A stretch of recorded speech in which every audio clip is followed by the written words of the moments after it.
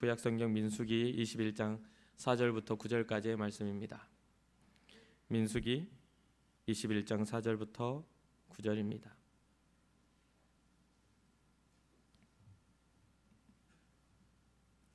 한 절 한 절 교독하도록 하겠습니다. 백성이 호르산에서 출발하여 홍해 길을 따라 에돔 땅을 우회하려 하였다가 길로 말미암아 백성의 마음이 상하니라.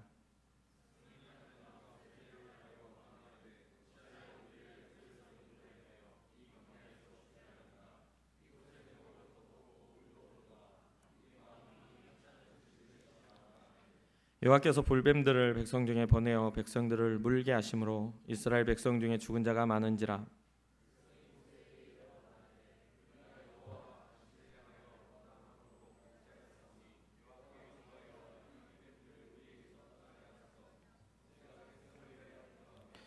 여호와께서 모세에게 이르시되 불뱀을 만들어 장대 위에 매달아라. 물린 자마다 그것을 보면 살리라. 모세가 놋뱀을 만들어 장대 위에 다니 뱀에게 물린 자가 놋뱀을 쳐다본즉 모두 살더라. 아멘.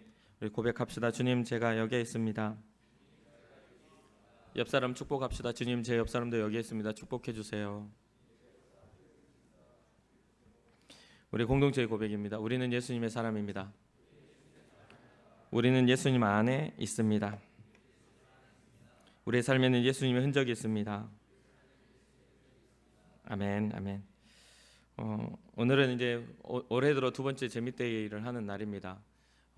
실내 체육관에서 이 구학교 가까운 곳 실내 체육관에서 같이 이렇게 미니 체육대회를 하면서 이런저런 함께 모여서 이렇게 은혜를 나누고 즐겁게 또 이렇게 시간을 보내는 시간입니다. 그런데 태풍이 올라와가지고 지금 바람이 좀 불고 있죠. 그럼에도 불구하고 여러분들 예배 자리에 나와서 하나님 앞에 예배하는 여러분들을 축복합니다. 하나님께서 여러분들의 그 믿음의 결단을 복 주실 줄 믿습니다. 예배가 끝난 후에 이동을 하게 되는데 되도록이면 다 같이 가서 뭘 잘 하지 못해도 됩니다. 같이 그 시간을 함께 보내면서 시간을 보내고 가까워져야 서로의 마음을 알고 이해할 수가 있겠죠. 더 우리가 깊은 믿음의 교제를 나누는 귀한 시간이 되었으면 좋겠습니다. 자, 지난 시간에 무리바 물에 대한 이야기를 하고 그 이스라엘 백성들이 목마름으로 인해 하나님 앞에 원망하고 범죄하면서 그 지도자를 모세와 다퉈 싸우게 되죠. 그리고 그 다툼의 결과가 모세가 화가 나서 무리바 반석을 명령하면 물을 내리라 하셨던 것과 다르게 두 번을 치게 됩니다. 물론 출애굽기 17장에 나온 신광야, 그러니까 시내산 앞에 있었던 그 때에 똑같은 상황에서 물을 쳤던 그런 경험들이 있었다고 했죠. 38년 전에요. 그리고 그 이후에 지금 이제 가나안 입성을 앞에 두고 이제 광야 생활 40년 정도가 된 다음에 이제 가나안으로 입성하려는 그 과정에서 무리바 반석을 그 목마름을 불평하는 출애굽 2세대 백성들과 모세와의 다툼 속에서 그런 어그러짐이 있다고 말씀드렸습니다. 이스라엘 백성의 불평과 도전으로 인한 결과는 모세와 아론이 하나님의 약속한 땅 가나안을 들어가지 못하게 되는, 정말 어찌 보면 모세하고 아론에게는 마른 하늘의 날벼락 같은 그런 일이 일어난 거죠. 이제 다 왔는데, 이제 목전에 왔는데 그 한 번의 실수로 인해서 너희 둘도 가나안 땅에 못 들어가. 갈 수 있는 사람 누구밖에 없죠. 여호수아와 갈렙밖에는 남지 않게 되죠. 그 사건 이후에 이제 20장 후반절에 보면 아론이 죽게 됩니다. 호르산이라는 산에 올라가서 자기 아들 엘르아살에게 자기의 입었던 제사장의 옷을 벗어서, 아론이 입었던 옷을 벗어 아들에게 입히고, 또 아론은 그곳에서 생을 마감합니다. 그때 아론이 죽은 나이가 123세라고 성경 기록하죠. 아론의 죽음으로 인해 이스라엘 백성들이 30일 동안 애곡을 합니다. 슬퍼하며 통곡하며 울어요. 많은 어떤 그런 우여곡절 가운데 이스라엘 백성들이 이렇게 아론과 모세와 아론을 원망했지만, 그래도 아론은 이스라엘 백성의 영적 지도자 중 한 명이죠. 모든 하나님 앞에 나아가는 제사장으로서, 정말 하나님이 세우신 첫 번째 제사장으로서 정말 위대한 인물 중 한 명입니다. 그의 죽음 앞에 이스라엘 백성들이 통곡하며 우는 모습을 성경은 말하고 있어요. 그리고 그 이후에 아론의 죽음 이후에 이스라엘 백성이 좀 정신도 차리고 뭐 또 하면 좋은데 이 이스라엘 백성의 불평은 끝이 나질 않습니다.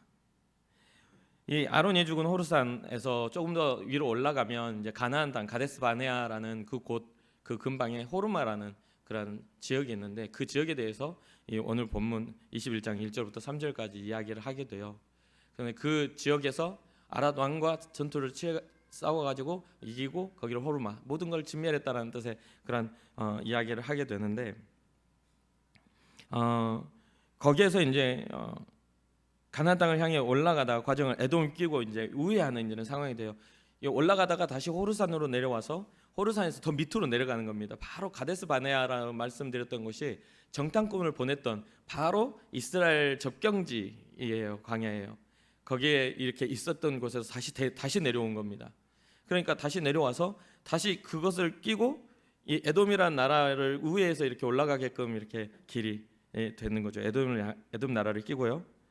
그런 이제 상황들이 이제 쭉 오늘 본문 이후로도 나와요. 에돔 왕에게 우리 지나가도록 이렇게 허락을 해달라. 에돔 왕 시온에게 그런 이야기를 하는데 에돔 왕이 거절하고 막 전쟁이 일어나는 상황은 오늘 본문 이후에 또 나타나요.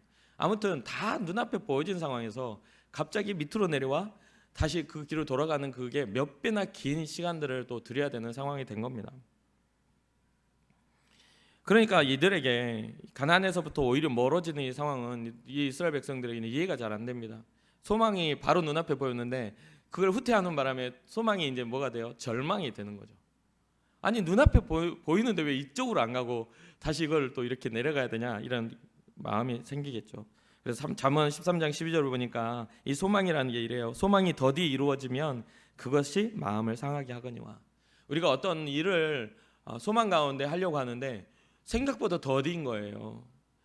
이때쯤 되면 우리가 한계를 정해놓은 시간쯤 되면 이루어져야 돼요. 여러분들이 공부를 하고 뭔가 또 어떤 자격증을 취득하고 뭐 이런 걸 할 때 공부를 열심히 해서 할 때마다 한 번은 떨어져도 이제 시험 삼아, 두 번째 떨어지면 이제 경험 삼아, 세 번째 떨어지면 뭐죠?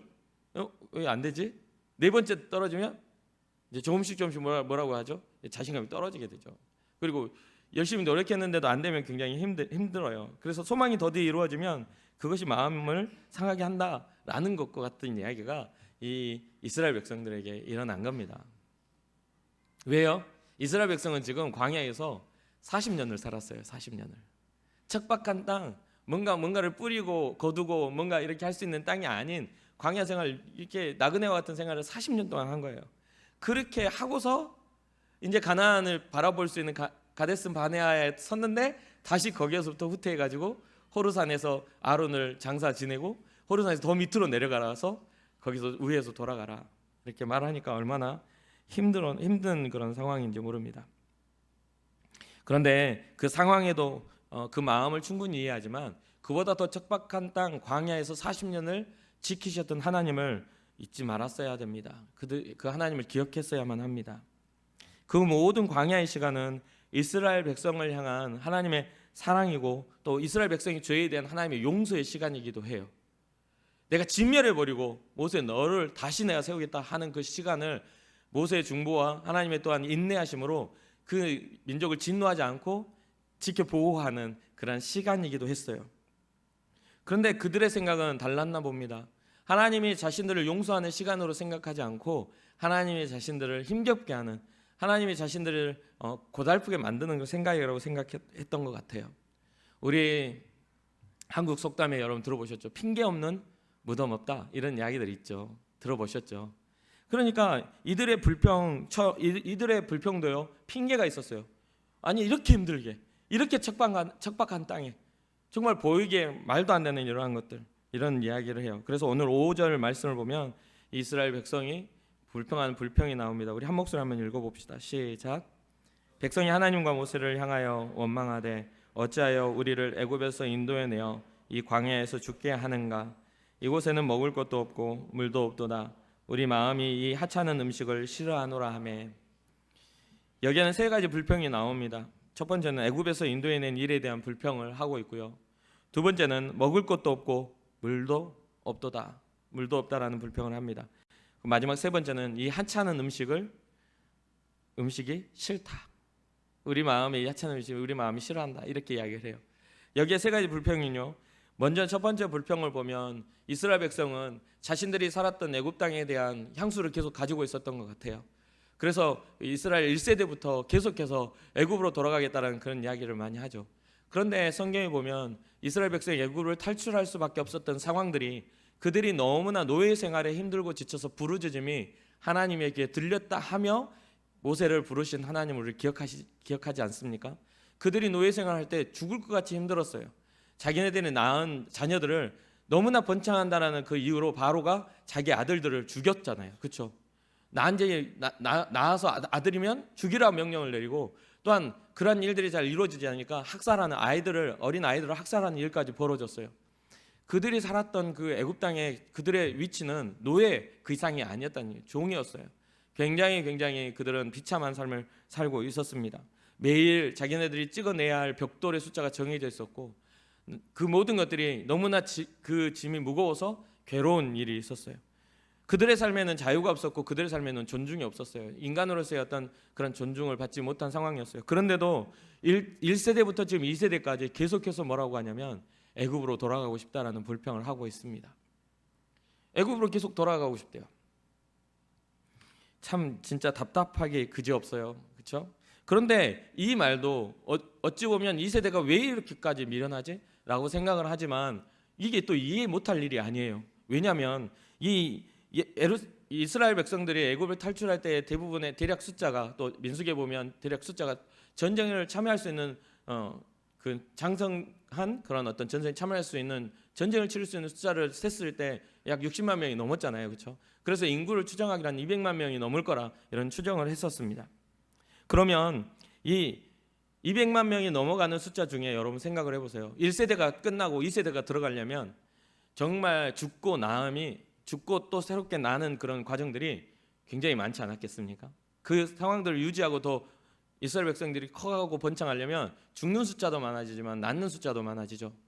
그래서 이 모든 일들을 40년 동안 광야에서 그 죽음을 경험하고 또한 그 안에서 자기의 부모의 세대의 몰락을 경험했던 이스라엘 백성 2세대가 그 상황들에 대해서 좋은 생각을 가졌을까요?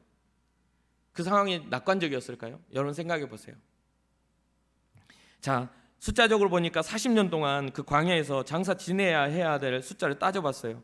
40년을 날일로 한 날 40일을 일자로 치면 14,600일이 됩니다. 14,600일이.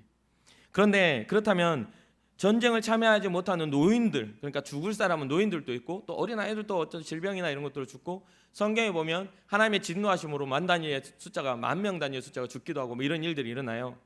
그런데 그런 것들이 다 이렇게 된다고 해도요. 대충 노인까지 해서 장정, 그러니까 전쟁을 치를 수 있는 1세대 장정 60만 명과 그죠? 그다음에 노인들, 전쟁을 치르지 못할 노인들까지 해서 200만 명 중에 노인들 한 20만 명만 칩시다. 그럼 80만 명이잖아요. 이건 정확한 숫자 아닙니다. 대충 우리가 추정해 가지고 만약에 전쟁을 치를 수 있는 1세대 그다음 60여만 명과 그 노인들까지 합쳐서 80만 명 정도만 좀 작게 잡아서 쳐봅시다. 그러면 40년 동안 이들이 광야에서 다 죽었으니까 40년 동안 1세대가 죽었으니까 그러면 하루에 매일 몇 명씩 죽어야 됩니까? 하루에 몇 명씩 죽어나가야 돼요. 숫자로 세서 그냥 단순하게 나누기를 하면요. 하루에 55명이 죽어야 돼요. 55명이. 그 55명이 죽어야 되고 그 숫자를 채우기 위해서 또 수많은 아이들이 태어나야 돼요. 오늘날 우리가 살아가고 있는 부산이 약 430만 명 정도가 되죠. 이 부산 인구의 절반 정도 이상이 되는 이스라엘 백성들이 한 무리를 이루어서 천막치고 뭐 하며 그렇게 40년을 산 겁니다. 그러면 그 죽음을 보는 거기에서 어떤 이는 정말 까찮은 죽음이 있는가 하면 태어날 때부터 약해서 죽을 것 같아 하고 포기해서 거적대로 싸서 이렇게 내놔야 되는 그런 죽음도 분명히 있잖아요. 그렇죠? 어떤 이는 하찮은 죽음이 있는가 하면 어떤 이는 그 민족의 그 지파의 우두머리나 그 지파의 리더들이 죽어가는 것들을 계속 40년 동안 보아온 겁니다. 그렇지 않겠습니까? 지금 이들의 생각이나 사고는요 40년간의 광야 생활에 굉장히 지쳐있는 상황이에요. 그렇기 때문에 불평의 이유가 분명히 보여지기도 합니다. 여러분도 저도 알고 있듯이 매일의 삶에 평균적으로만 이루어지는 게 아니잖아요. 그렇죠? 우리가 지금 14,600명을 그러니까 80만 명을 14,600으로 나눠 가지고 하루에 55명 정도 죽는다 뭐 이렇게 통계를 냈지만 실질적으로 보면 그게 그렇게 통계상으로 되는 게 아니잖아요. 40년 동안 하루에 한 명씩 죽어갈 때, 그죠? 그 통계가 아니에요. 어떨 때는 진짜 하나님의 진노하심으로 수많은 사람이 죽기도 하고, 어떨 때는 건강하게 어떤 장례를 치르지 않고도 살 수도 있어요. 그런데 그 알다시피 인생의 굴곡이라는 건 평안할 때는 우리가 힘겨움을 몰라요. 그런데 한꺼번에 몰아치는 그런 어려움들이 생겼을 때 우리는 절망하고 낭망하게 되거든요. 그렇기 때문에 40년이라는 생활 속에 이들이 겪어야 할 그 절망과 낭만감은 우리가 그냥 쉽게 생각할 수 있는 게 아니라는 거죠. 우리가 뭔가를 준비할 때 1년, 2년, 3년 뭐 자격증 같은 거 준비할 때도 그렇게 할 때도 우리 절망하잖아요. 최선을 다해 살았는데 안 되는 거 여러분 슬퍼하잖아요. 왜 이렇게 나는 안 되지라고 정말 내 인생의 그 암담함을 보잖아요. 근데 40년이란 말이에요. 우리 앞선 세대가 다 소망 없이 죽어가는 걸 보고 또 소망 없이 그 후퇴하는 모습을 볼 때 열이 확 받지 않겠어요? 충분히 그럴 수 있다는 거예요. 그런데요, 조금 더 깊이 생각해 보면 애굽으로의 회개를 말하는 이스라엘 백성의 불평은요, 애굽 탈출과 약속된 땅을 주겠다는 하나님의 열심에 대한 정면 도전이었어요. 왜냐하면 또 이 광야에서 죽게 하는가라는 하는 말은 이 하나님이 행하신 모든 일의 의미를 퇴색시키는 그런 고백이기 때문입니다. 40년 동안 정말 살 수 없는 땅에서 살게 만드셨던 하나님의 역사와 또한 애굽 땅에서 노예 생활에서 벗어나게 했던 하나님의 그 사랑에 대해서 그들은 자기의 힘겨움과 함께 토로해 버린 거예요. 그래서 이 불평을 당위성을 지금 말하는 것처럼 이렇게 인정해 버리게 되면 하나님의 그 열심과 하나님의 이스라엘 백성을 향한 그 사랑이 정말 무의미한 것이 돼버리는 상황이 된 겁니다. 무의미해지는 상황이 되는 거예요. 두 번째 불평은요, 먹을 음식도 없고 먹을 물도 없다는 말입니다. 거칠고 험한 홍해길은요, 그들의 마음을 더욱더 힘들게 만들었을 겁니다. 이제 곧 도착하리라는 소망은 정말 돌아가는 길로 인해 정말 바로 가면 되는데 그걸 삥 돌아서 다시 후퇴해서 가는 그 길로 인해 엄청 조급해졌을 거예요. 바로 눈앞에 보이는데 그냥 가면 되는 거 아닙니까? 사람이 자기 생각과 자기 소견이 있는데 그걸 모르겠어요? 이스라엘 백성들이 눈이 보는 눈이 있고 판단력이 있는데 모르겠냐 이 말이에요. 충분히 알 수 있는 상황이죠. 그러니까 막 조급한 생각이 막 드는 거예요. 왜 또 후퇴하지? 왜 또 뒤로 물러가지? 왜 또 거친 저 땅을 향해 나아가는 거지? 라는 그런 생각들이 들었겠죠.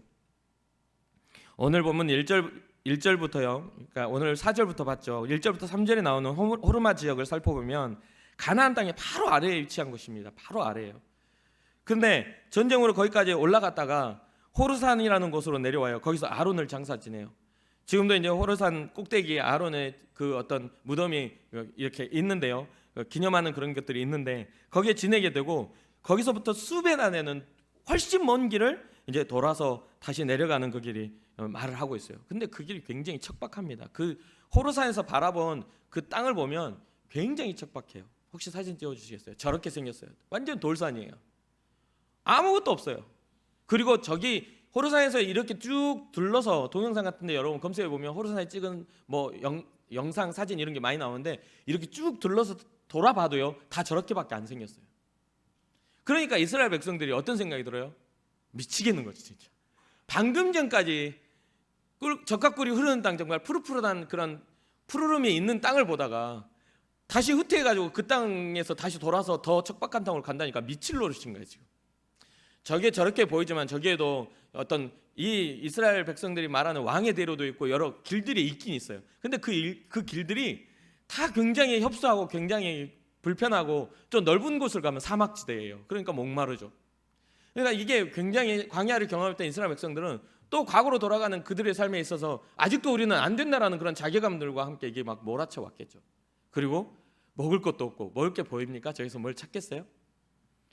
물도 없고 반석을 쳐서야 하나님의 능력으로 나타나는 물이 나타나는 곳. 그러니까 이제 불평불만이 막 쌓일 수밖에 없죠.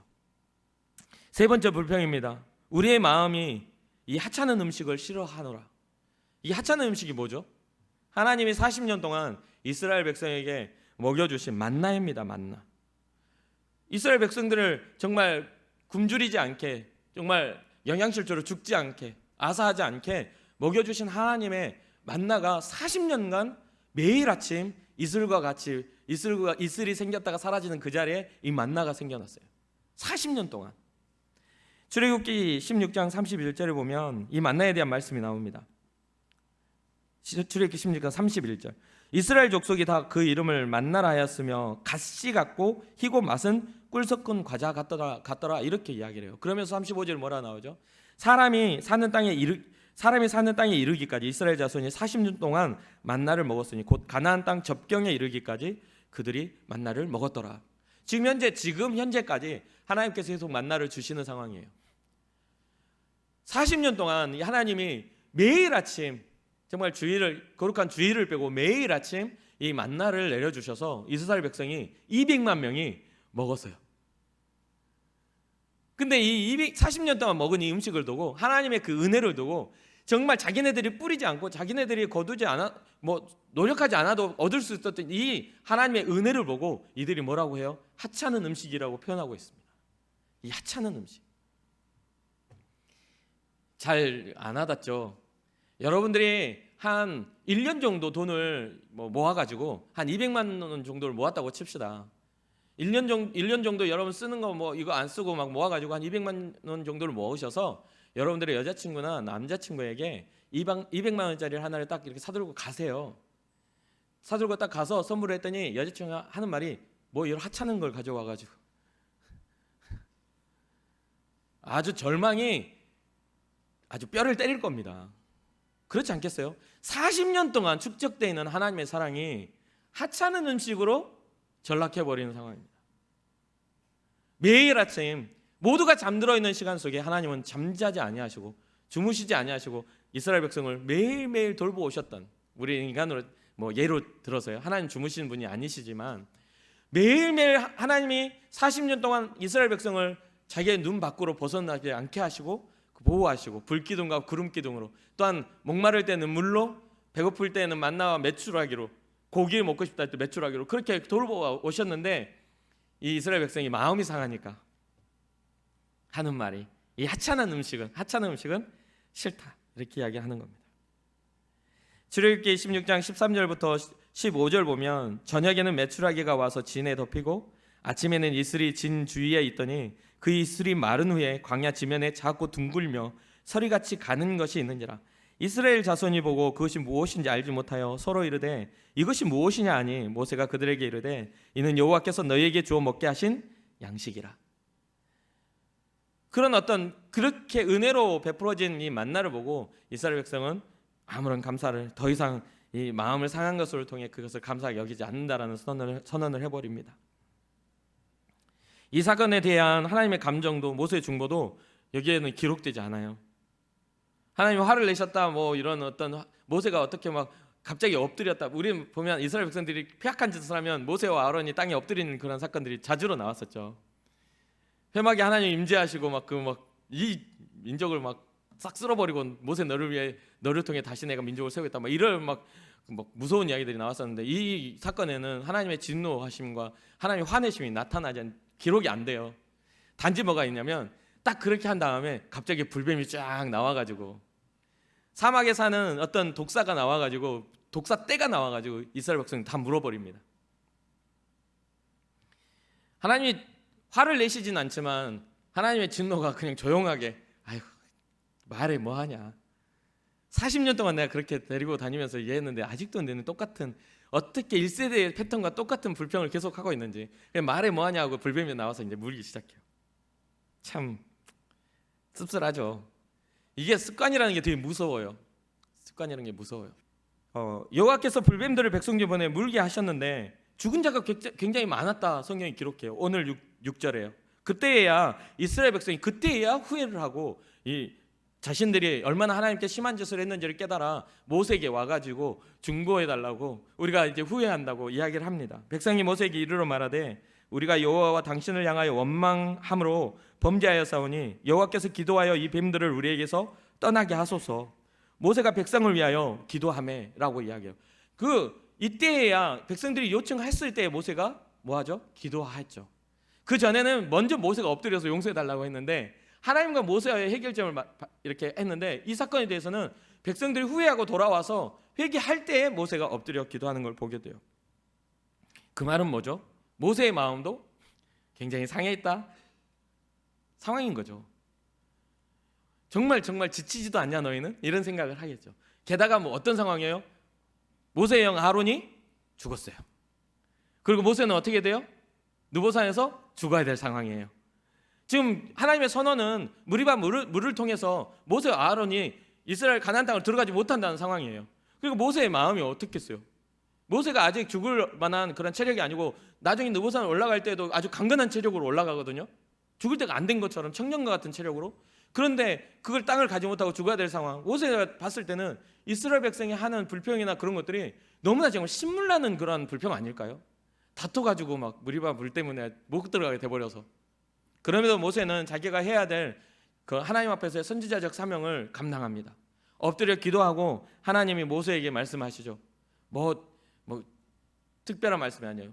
그 불뱀의 모양을 따라 그 불뱀의 모습을 따라 그 만들어서 놋뱀을 만들어서 나무에 달아 하늘로 장대 높이 올려라. 그러면 그것을 본 사람은 살 거야라고 이야기를 합니다. 사실 성경을 읽으면 현대를 살아가는 여러분과 저는 이 부분 이해가 잘 안 됩니다. 그렇죠? 왜요?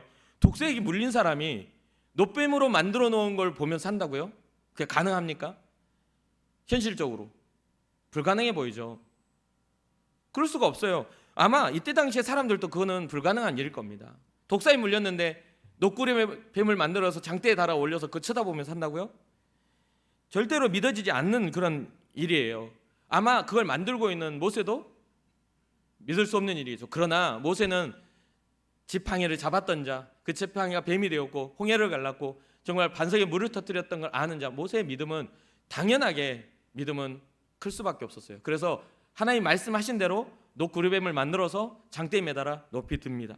그리고 그것을 본 사람은 살았다라고 보면 본 사람들마다 살았다라고 성경 기록해요.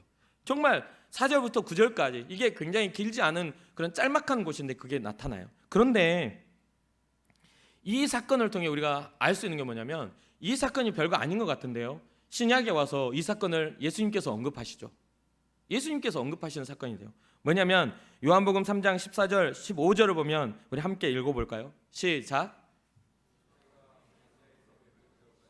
인자도 들려야 하리니 이는 그를 믿는 자마다 영생을 얻게 하려심이라. 아멘. 이게 모세가 그냥 단순하게 그걸 달아 올린 것을 두고 예수님께서 신약에 와가지고 자기도 높이 들려야 한다라는 이야기를 해요. 인자도 들려야 하리니 이는 그를 믿는 자마다 영생을 얻게 한다. 그걸 바라보는 자는 산다라고 보면 살리라 했던 것이 신약에 와서 예수 그리스도 통해 다시 이루어지는 것을 보게 됩니다. 예수 그리스도를 믿음으로 영생을 얻는다는 이 말은요, 모세의 놋뱀과 같은 믿음을 요구합니다. 놋뱀의 사건은 구원이 하나님께 속했음을 알려주는 사건이에요. 너희가 살아가는 것, 너희가 모든 걸 누리는 것, 너희에게 베풀어진 은혜 다 하나님으로부터 비롯됐다라는 것을 그 사건을 통해 보여주고 있는 거죠. 그래서 이스라엘 백성들의 패역함과 한결같이 못한 모습 속에서도 하나님이 징계하시되 끝까지 아니하시고 정말 그러한 어떤 살 수 있는 그런 것들을 보여주시는 것을 보게 됩니다. 이렇게 신약에 나타나 똑같은 동일한 것들을 예수님이 말씀하시면서 우리가 잘 알고 있는 말씀 14절과 15절과 그 다음 16절의 말씀에 이런 말씀을 기록합니다. 하나님이 세상을 이처럼 사랑하사 독생자를 주셨으니 이는 그를 믿는 자마다 멸망하지 않고 영생을 얻게 하려 하심이라. 모세가 들려지고 모세가 놋뱀을 만들어 올린 것처럼 예수님께서도 십자가에 달려 들려지고 죽으심으로 말미암아 그걸 보고 믿는 자들에게 하나님의 자녀가 되는 권세를 주시는 겁니다. 그리고 하나님이 영생을 얻게 하시는 은혜를 주십니다. 사랑하는 청년 여러분, 사실 하나님은 이스라엘 백성을 가나안 땅으로 결국 인도에 가시거든요. 그런데 그 모든 이유가 하나님의 사랑에 있음을 성경은 이야기하고 있어요. 우리가 죄 가운데 거하고 우리가 부정한 어떤 모습 가운데 우리가 세상의 목적 가운데 거한다 할지라도 우리를 인도하시고 구원하시는 이가 하나님이심을 성경은 계속 말하고 있습니다. 이스라엘 백성이 했던 불평들처럼 우리도 불평을 하고 살아요. 그렇다 보면 이스라엘 백성들이 받았던 불뱀과 같은 저주처럼 우리도 저주를 받게 되겠죠. 불뱀이 나가 우리의 몸을 물면 그 독이 우리의 몸속에 들어오잖아요. 그 독은 우리를 죽이게 만들잖아요. 그렇죠? 그럼 뱀은 뭡니까? 뱀은 성경에 사탄으로 표현을 하거든요. 그렇죠? 그런 부분들인데 그 독이 우리 몸에 들어온 것처럼 죄가 우리의 몸에 들어와 우리를 죽이게 만들었는데 십자가에 달리신 예수 그리스도를 우리가 어떻게 하면? 보기만 하면, 우리가 그걸 믿기만 하면 살게 하시겠다는 하나님의 강권하시는 은혜입니다. 우리의 힘으로는 해결할 수 없는 죄가 하나님의 능력으로 해결되는 것을 하나님은 보여주고 계시는 거죠. 사랑하는 청년 여러분, 여러분들의 어떤 합리적인 세상에서 배우는 지식적인 그 바탕 안에 하나님을 생각하실 수 있을 겁니다. 그러나 믿음은 그렇게 되지 않아요. 하나님의 나라는 보이지 않는 영원한 하나님의 나라는 그렇게 판단되어지고 그렇게 얻어지는 게 아닙니다. 하나님의 나라는 믿음으로만 가능합니다. 하나님이 우리에게 보여주신 예수 그리스도의 사랑으로만 그 나라는 회복되어집니다. 그러한 것들을 잊지 마시고 하나님께서 우리에게 주신 은혜와 복을 따라 예수 그리스도의 복음으로 살아나는 여러분과 제가 되기를 주님의 이름으로 축복합니다. 그래서 하나님의 세상, 하나님의 아들 예수 그리스도를 믿는 자들이 돼요. 하나님의 세상은 하나님의 그 아들 예수 그리스도를 믿는 자들의 세상이에요. 그런 것들이 꼭 되어져서 하나님 앞에 구원받고 사랑받는 여러분과 제가 되기를, 영원한 생명을 누리는 우리 모두가 되기를 축복합니다.